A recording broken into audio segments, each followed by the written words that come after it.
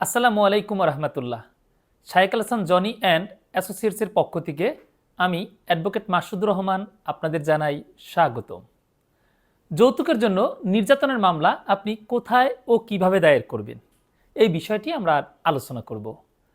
যৌতুকের জন্য যদি আপনাকে নির্যাতন করা হয় তাহলে আপনার প্রথম করণীয় হচ্ছে একটি সরকারি বা বেসরকারি হাসপাতালে গিয়ে আপনি চিকিৎসা গ্রহণ করবেন এবং হাসপাতাল থেকে চিকিৎসা গ্রহণ সংশ্লিষ্ট কাগজপত্র সংগ্রহ করবেন এবং সেখানে পুলিশ কেস লেখা থাকবে। এই পুলিশ কেস লেখাটা কিন্তু খুবই গুরুত্বপূর্ণ, কারণ এটা দিয়ে বোঝাবে যে একটি ফৌজদারি অপরাধ সংগঠিত হয়েছে। আপনি সেই সংশ্লিষ্ট কাগজপত্র নিয়ে আপনার নিকটস্থ থানায় গিয়ে অভিযোগ দায়ের করতে পারবেন।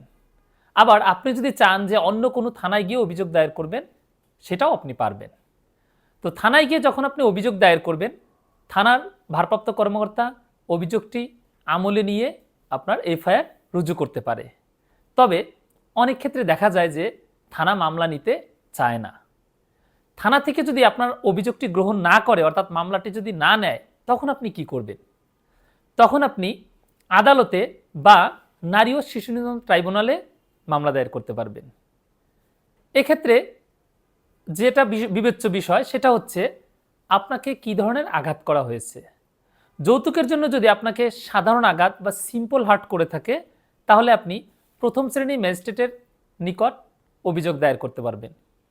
আর যদি আপনাকে গুরুতর আঘাত করে থাকে অথবা আপনাকে মৃত্যু ঘটানোর চেষ্টা করে বা আপনার মৃত্যু হয়, সেক্ষেত্রে আপনার পক্ষে, অর্থাৎ যে ক্ষেত্রে আপনি মারা যাবেন, সেক্ষেত্রে আপনার পক্ষে অন্য কেউ গিয়ে অভিযোগ দায়ের করতে পারবে। কোথায়? নারী ও শিশু নির্যাতন দমন ট্রাইব্যুনালে। তাহলে এক্ষেত্রে আমরা যে বিষয়টি খেয়াল করলাম সেটা হচ্ছে, যৌতুকের জন্য যদি সাধারণ আঘাত করা হয় তাহলে হচ্ছে প্রথম শ্রেণী ম্যাজিস্ট্রেটের আদালতে, আর যৌতুকের জন্য যদি গুরুতর আঘাত করা হয় অথবা যৌতুকের জন্য যদি মৃত্যু ঘটানোর চেষ্টা করা হয় অথবা যৌতুকের জন্য যদি কারো মৃত্যু ঘটানো হয়, তাহলে নারী ও শিশু নির্যাতন দমন ট্রাইব্যুনালে অভিযোগ দায়ের করতে হবে। আরেকটি বিষয় হচ্ছে যে এই অভিযোগটি আপনি কার বিরুদ্ধে দায়ের করবেন।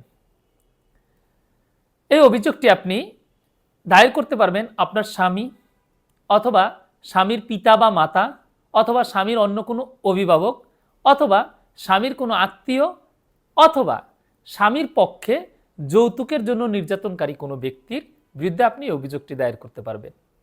আরও সহজভাবে বললে, যৌতুকের জন্য আপনাকে যে নির্যাতন করবে আপনি তার বিরুদ্ধেই যৌতুকের জন্য নির্যাতনের মামলা দায়ের করতে পারবেন।